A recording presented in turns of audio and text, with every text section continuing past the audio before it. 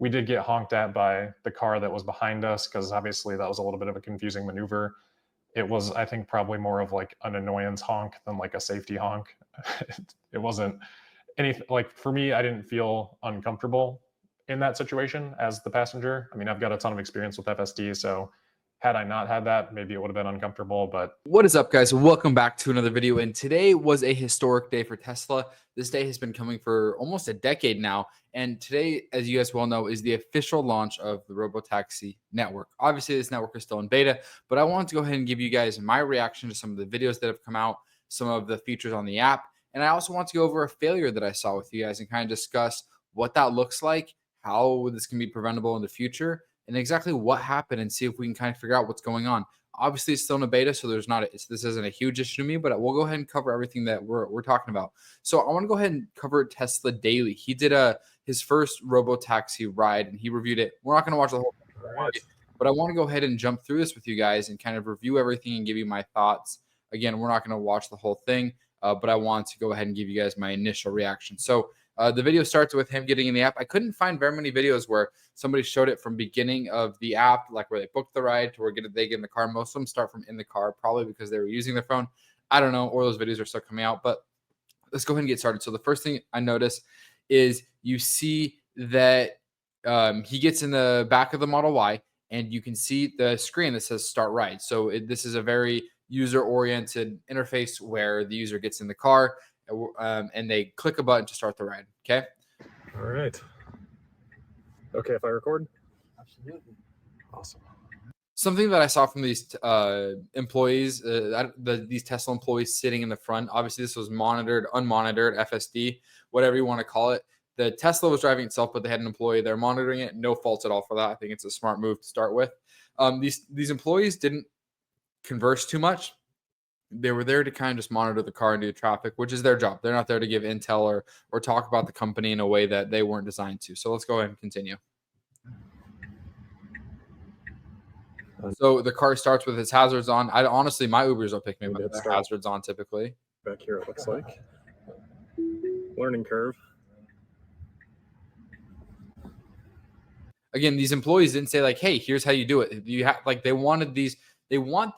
Tesla wants these type of review videos that we're watching now because they get to learn the user feedback. They get to learn what's going on. So maybe just because of that little snippet right there, you'll now have a voice that when the door opens, you'll hear, please click start drive on the center screen and below your legs, whatever, something like that. This is just a very, this is why Tesla did this beta test. Let's continue. How many rides through are you so far? A handful. Yeah. See, they're super, super, super vague. It's the first day. Yeah. And technically, I'm just here to monitor the vehicle. Sure. So I won't distract you. Yeah. Yeah, I can't. Thank you. Yeah, absolutely. Rob Maurer, he's the best there is, right? Rob Maurer is the A tier of Tesla coverage. He's amazing. Props to this employee. They're both very respectful. Rob understood. Let's continue. Let's see how it handles coming out of this lift. Again, this isn't a video supposed to review FSD. I want to review. Oh, it looks like it was the right blink. My apologies. And they're gonna turn right here.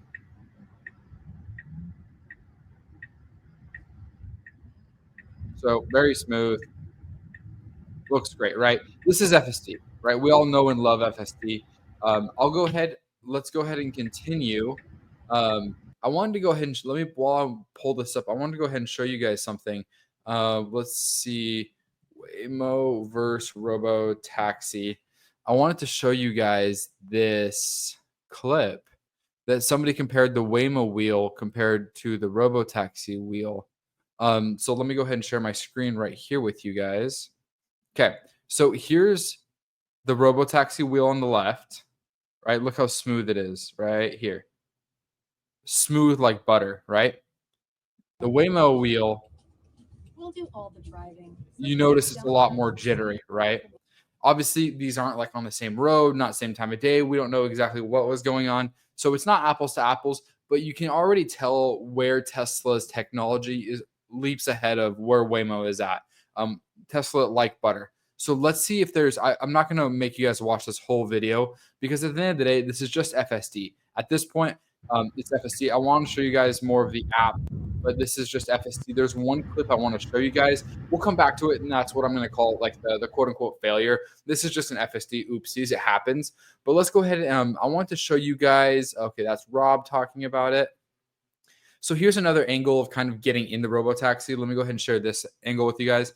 This is from Tesla owners, Silicon Valley, very prominent Tesla YouTuber. He does great work. What is that, O'Nilson? So for Tesla, look, it's over here. Literally no one in the car, and I think actually it's our friend that we had on our first drive. So I'm just gonna get in here. It says Robotaxi down here too, on both of the sides. And again, there's no one in the middle. very nice branding. Or not in the middle. There's no one in the driver's seat. So I'm gonna open that for you. It's hard to see the app. I want to try to find a better angle of the app for you guys. So this is my second drive ever in the Robotaxi. This is just crazy. It's going to be your safety monitor today, okay? Of course.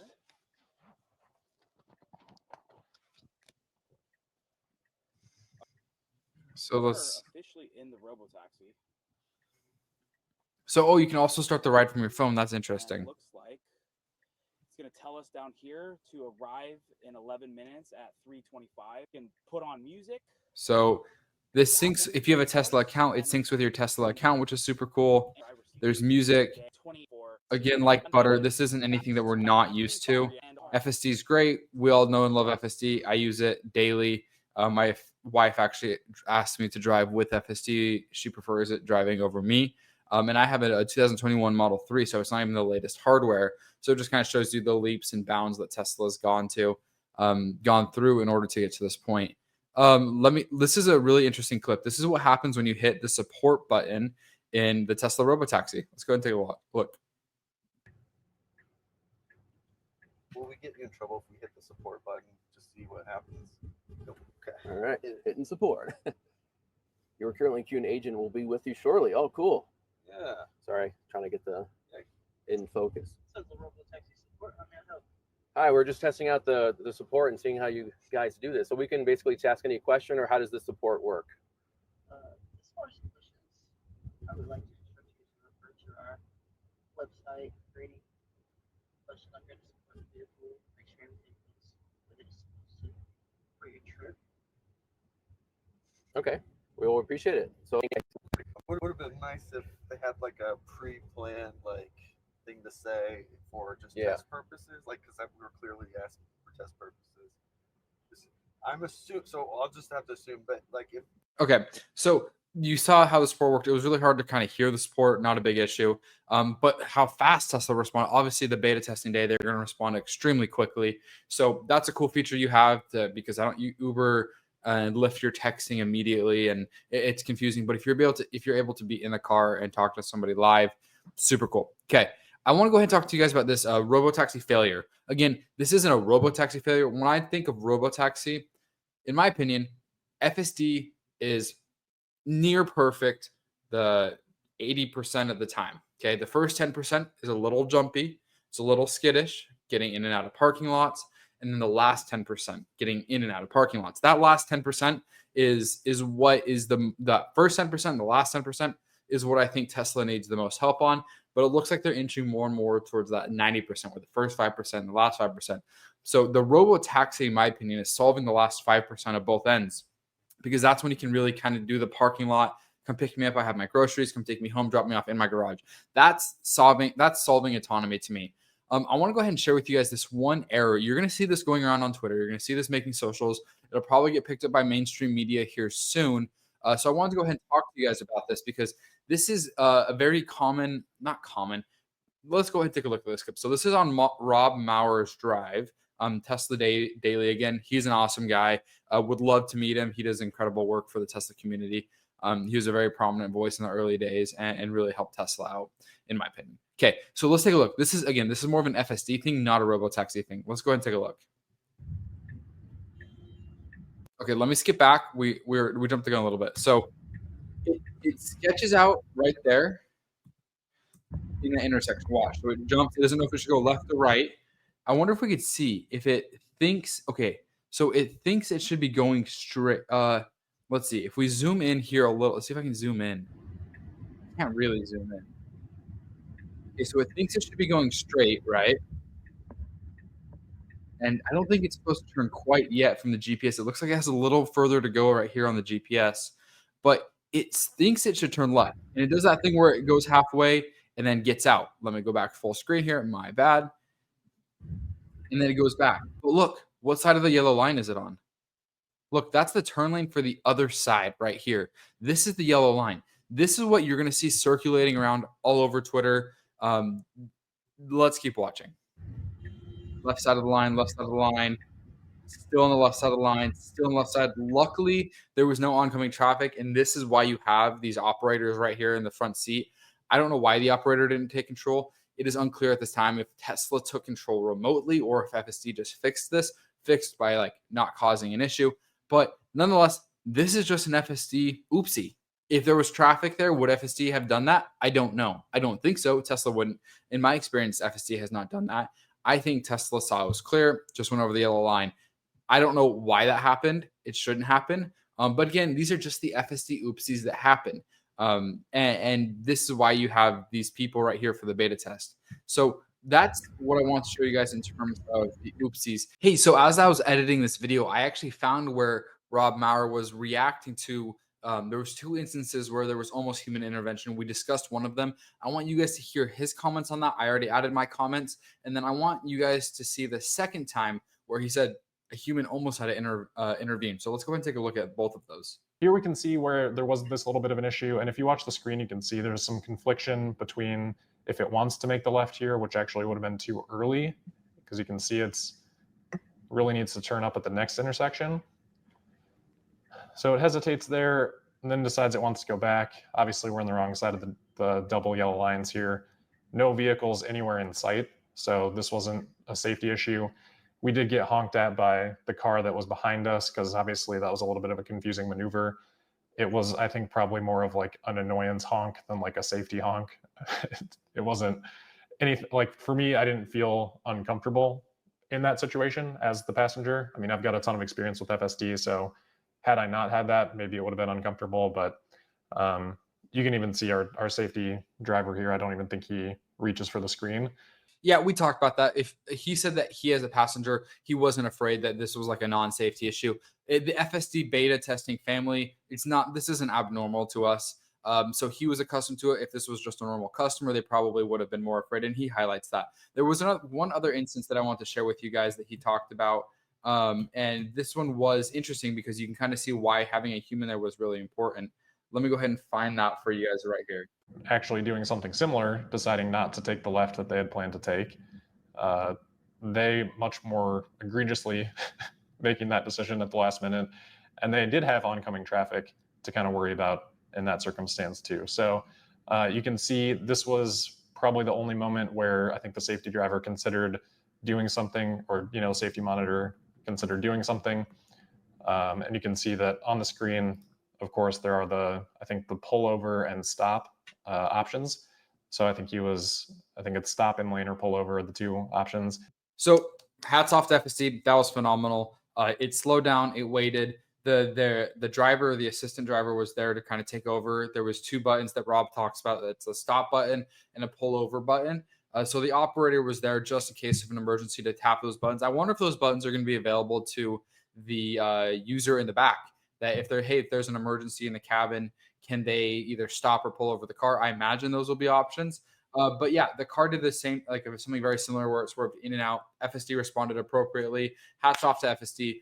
Robotaxis are here. Super excited about everything regarding Robotaxis. I just thought that was really interesting to get Rob's take on it.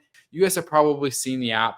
Let me go ahead and pull up a couple of more things from Sawyer's profile today. I'm just going to go ahead and share my screen. Sawyer did an incredible job of covering the Robotaxi launch event today. Let me just go ahead. I think I'm already on his profile. So I just wanted to review some things with you guys today. Again, if you don't follow Sawyer on Twitter, go do it. So he's going to extend his stay another day in Austin so he could take more Robotaxi ride. That's cool. It looks like the nighttime Robotaxi was just as good. He did a Q&A. I haven't had a chance to listen to it yet. The nighttime Robotaxis went great. Are you more or less bullish about Robotaxi after today? More, right? Okay. Standard Tesla bull stuff, but that's fine. So who got the tip that I gave today, Model Y Robotaxi? So if you hopefully we can see it, but if you click leave a tip, Tesla has a little bit of an Easter egg in there. It pops up right. Where's the Easter egg? Let's see. I don't see it, but it's like a little hedgehog thing that says like, you don't need to do a tip. And it's just kind of like a meme. So classic Tesla. Let's see. So they were charging $4.20 today for the rides. Pretty cool.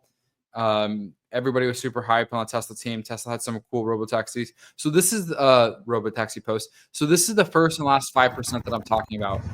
This is what solving autonomy looks like for me, is that first 5%, the last 5%, critical, because that's what a lot of these other companies are doing right now. And that's really the gap for Tesla, in my opinion, as a daily FSD driver. So we already saw this. You can see, just like Uber has arrived at your destination, Tesla's Robotaxi automatically connects to your Tesla cloud profile. So it has your credit card on file, all your settings, app, music, etc. And yeah, this is pretty much the app. So you can't quite change the pickup thing. So look, like, this is why they're doing the beta feedback. This is incredible. So this is what Tesla needs. Start ride. This is Elon with the Tesla Robotaxi team today, where they were monitoring. I want to see if Sawyer didn't see any interventions. We saw that. Oopsies, obviously. I just wanted to see if there was any, if there was a picture. Is this a video? No, not yet. Okay. So obviously it was a super fun day to be, oh, this is the meme, right? Just kidding for the tip, right? So super cool. This is what it looked like from what we're going to call Robotaxi mission control. You can see at this point, there was 112 rides done. Looks like they're at the 499 mile mark. I can't really tell what that 35 is. It looks like they had been live for 13 hours. So super cool HQ. I would love to learn more about kind of the inner workings. We can do a video kind of going over the financials later, but nonetheless, this was a super cool day as somebody that has followed Tesla for a long time, and somebody that looks forward to being able to do this and seeing more cars on the road. I think Tesla will probably come to LA next. If I go to Austin when they open this up, I don't know how fast they're going to open this up. I'm super excited. But nonetheless, this was a super good day to be in the electric vehicle community as well as the autonomy community. I mean, this is a huge win for a lot of folks. How they scale this is going to be the real question. Do they go 10, 20, 50 vehicles? The biggest thing is, how are they going to get customers outside of Tesla, right? Because they're at one, as soon as they, like right now, it's the Tesla fan investor base. That's a super strong base. It's a great base to start with. They absolutely should start there. But when you're starting to get to the mass market, it's going to be about price and timing. Where's the closest Robotaxi? And maybe Tesla can win just because they have so many cars on the road, so many potential Robotaxis on the road. Again, another thing I want to point out, it's only a matter of time until a Robotaxi has an accident, which it may or may not be its fault, but how Tesla responds will be very telling. How severe the accident will be very telling. So as somebody that follows Tesla, as somebody that's invested into Tesla, these are just things you need to pay attention to. Nothing to be worried about. This was a super positive day. I've only heard mostly positive things. Of course, you have your haters online. We had that little FSD oopsies. Nothing to be alarmed of. This is a great day to be a Tesla investor, and I look forward to the future. If you guys enjoyed my perspective, consider subscribing. I'd really appreciate it. And like always, see you next time. Thanks for watching.